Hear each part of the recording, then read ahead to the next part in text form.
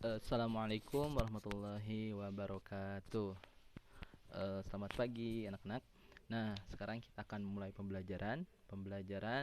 Sebelum kita belajar untuk mata pelajaran Al-Quran Hadis, mari kita membaca doa terlebih dahulu ya. Silahkan untuk membaca doa terlebih dahulu.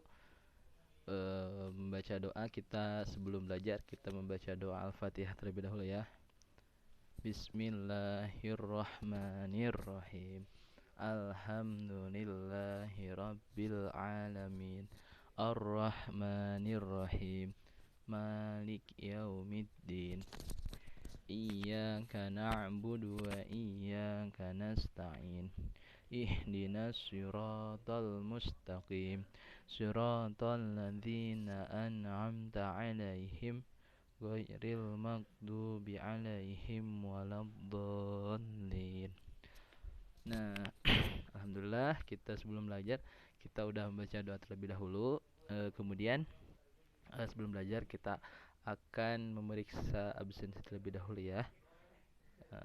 Terus sudah itu langsung kita kali ini kita akan belajar untuk apa? Kali ini kita dalam pelajaran Quran Hadis kita akan belajar mengenai surat Al-Qari'ah. Nah, mengenai surat Al-Qari'ah. Tahu gak surat Al-Qari'ah itu apa? Nah, mengenai surat Al-Qari'ah. Nah, kalau ada yang tahu, ada yang bisa gak surat Al-Qari'ah? Nah, surat Al-Qari'ah kita baca dulu ya, surat Al-Qari'ah itu apa? Kita baca dulu bersama-sama. Bismillahirrahmanirrahim. Al-Qari'atu mal-Qari'ah. Wa ma adraka mal-Qari'ah.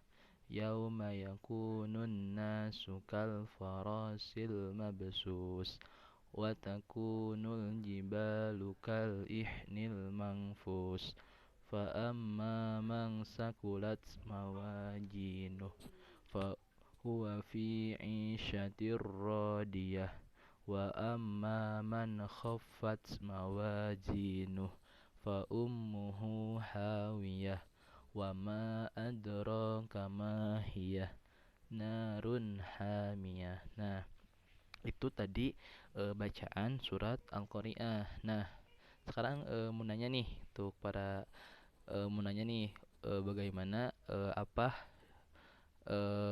hal-hal yang terkait dalam surat Al-Qari'ah. Nah, ada yang tahu gak surat Al-Qari'ah itu apa? Nah, surat Al-Qari'ah itu merupakan surat yang diturunkan di Makkiyah. Surat yang diturunkan di Mekah. Nah, surat Al-Qari'ah ini terdiri dari 11 ayat. Nah, surat Al-Qari'ah ini merupakan surat yang menerangkan tentang hari kiamat. Nah, ada yang tahu hari kiamat? Nah, hari kiamat itu merupakan hari pembalasan ataupun di mana hari di mana kehancuran di muka bumi ini. Nah, itu diterangkan dalam suratul Al-Qari'ah. Nah, dalam artinya surat Al-Qari'ah itu diterangkan bahwa Al-Qari'atu mal-Qari'ah. Al-Qari'ah, hari kiamat, mal-Qari'ah, apakah hari kiamat itu? Nah, jadi di dalam surat Al-Qari'ah itu diterangkan juga apa sih hari kiamat itu? Nah, dijawab lagi, wa ma adraka mal qari'ah, ditanya lagi. Dan apakah kalian tahu apakah hari kiamat itu? Nah, terus yauma yakunun nasu kal farasil mabzus. Nah, pada hari itu manusia itu seperti laron yang berterbang-terbangan. Nah, pada hari kiamat manusia itu bagaikan laron ataupun bagaikan apa ya, laron itulah. Laron bagaikan laron yang berterbang-terbang, yang tidak ada jelas, yang tidak ada arah kemanapun. Nah, terus lanjut lagi ayatnya. Watakunul jibalu kal ihnil manfus, dan gunung-gunung seperti bulu-bulu yang dihamburkan. Jadi nanti tuh pada hari kiamat gunung-gunung itu seperti bulu-bulu yang dihambur-hamburkan kemanapun. Pasti gunung-gunung itu akan hancur, dihambur-hamburkan. Terus ayat selanjutnya, fa amma man saqulat mawajinuh, maka orang yang berat timbangan kebaikannya, fahuwa fi isyatir radiyah, maka dia akan berada dalam kehidupan yang memuaskan ataupun dalam surganya Allah. Jadi ayat tersebut menerangkan bahwa apabila orang mendapat berat timbangan kebaikannya, nanti kan di dalam mizan, di alam mizan kita tuh akan diberi timbangan, di mana timbangan itu ada dua kemungkinan, nanti ada timbangannya berat kepada kebaikan ataupun berat kepada keburukan. Nah, dimana kalau kita beratnya kepada kebaikan, insya Allah fahuwa fi isyatir radiyah, kita akan mendapatkan surga.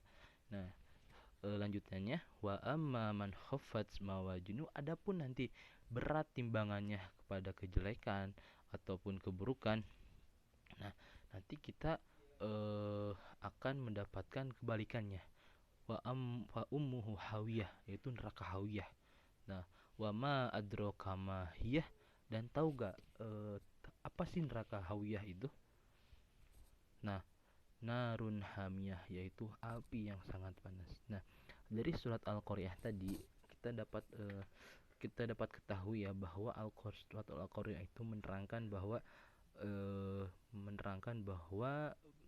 tentang hari kiamat, bahwasannya setelah alam dunia ini pasti ada alam selanjutnya, yaitu hari kiamat, hari kehancuran bagi alam dunia ini. Nah, itu cerita tentang asbabun nuzul dan juga penjelasan tentang ayat-ayat suratul Qaryah.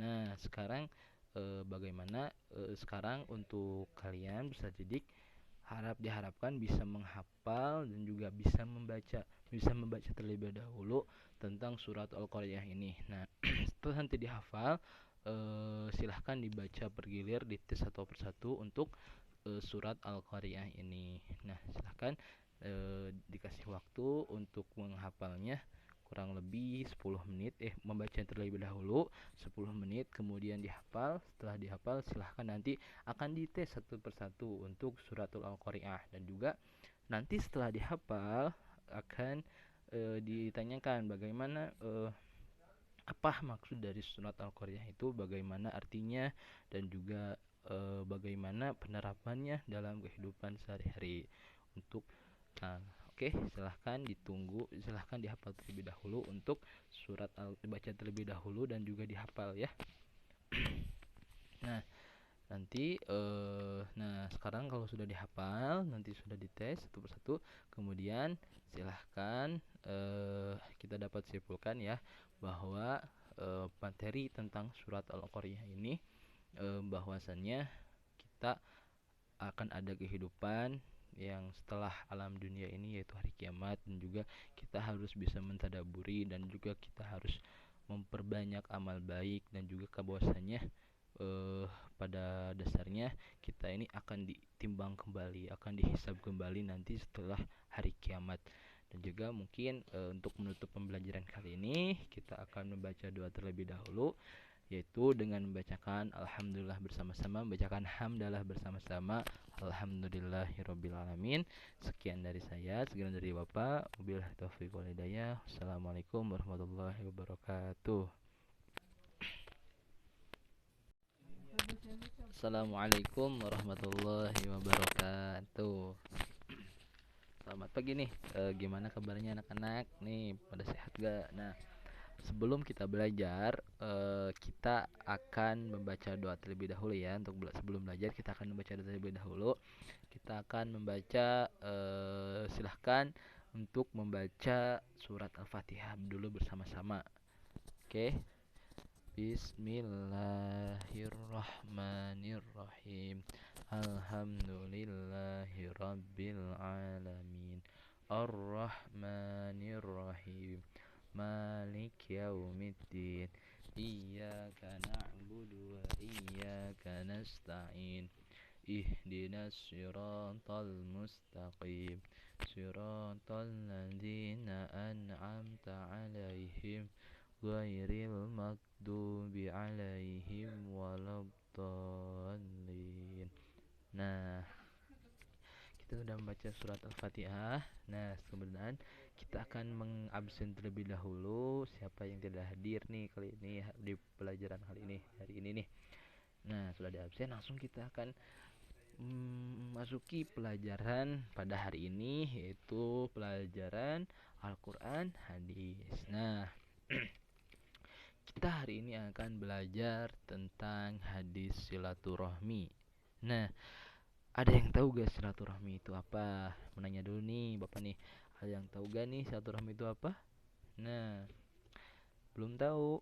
Nah, eh, silaturahmi itu bisa disebut, nah kalau kita main misalkan Doni main ke rumah neneknya, nah itu bisa disebut silaturahmi. Nah itu Doni berkunjung ke rumah neneknya, nah itu bisa disebut silaturahmi. Nah, adapun secara bahasa, silaturahmi itu terdiri dari dua kata, yaitu kata silah dan juga kata rahim.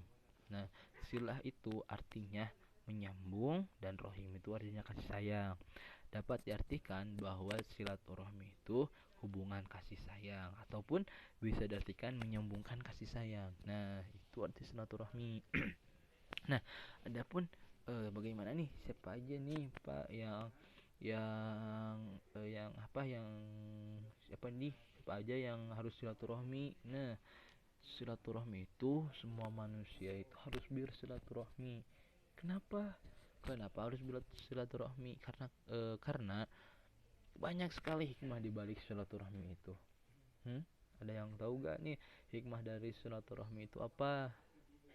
Nah, bisa bertemu dengan orang, ketemu dengan yang bisa, yang awalnya tidak kenal bisa menjadi kenal. Nah, itu bisa, itu merupakan salah satu hikmah dari silaturahmi. Adapun eh, hikmah yang paling besar dalam silaturahmi itu, hikmah yang paling apa ya sebutnya, hikmah yang paling bagus, hikmah yang paling baik dalam silaturahmi itu, yang paling bisa diberikan dalam silaturahmi itu, yaitu dilapangkan rezekinya.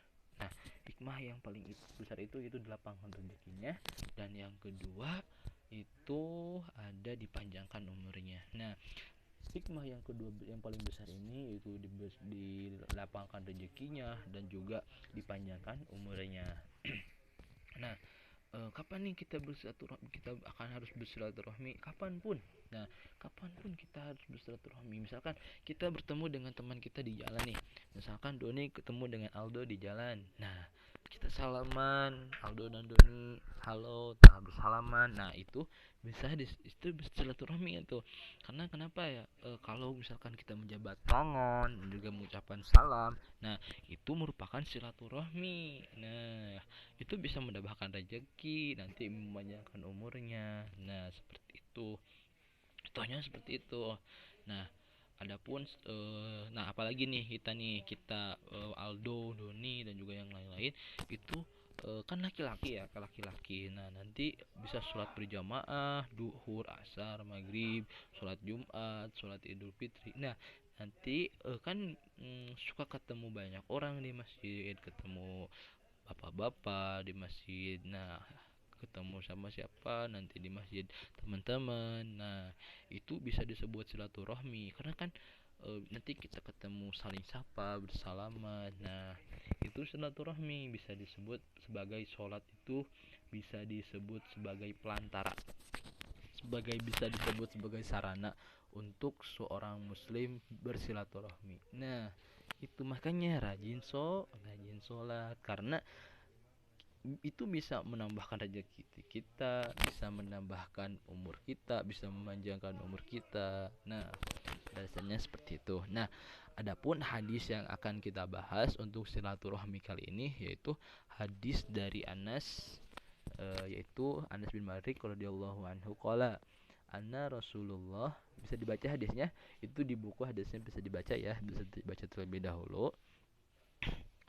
Man ahabba ayyabsutolahu fi rizkihi wayan sa'alahu fi asarihi fayasil rahimahu. Nah, itu hadis tentang silaturahmi dari Anas. Nah, adapun artinya, barang siapa yang senang, diluaskan rezekinya, dipanjangkan umurnya. Tuh kan dari hadis itu juga disebutkan bahwa orang yang bersilaturahmi itu siapa yang senang siapa yang ingin rezekinya diberkahkan, dipanjangkan umurnya, maka hendaklah menyambung hubungan silaturahmi. Nah, dari hadis tadi Nabi Muhammad pun menerangkan bahwa bahwasannya barang siapa orang yang ingin umurnya panjang, rezekinya berkah, nah harus memperbanyak, harus menyambung tali silaturahmi bersama teman, bersama dan yang lain-lain.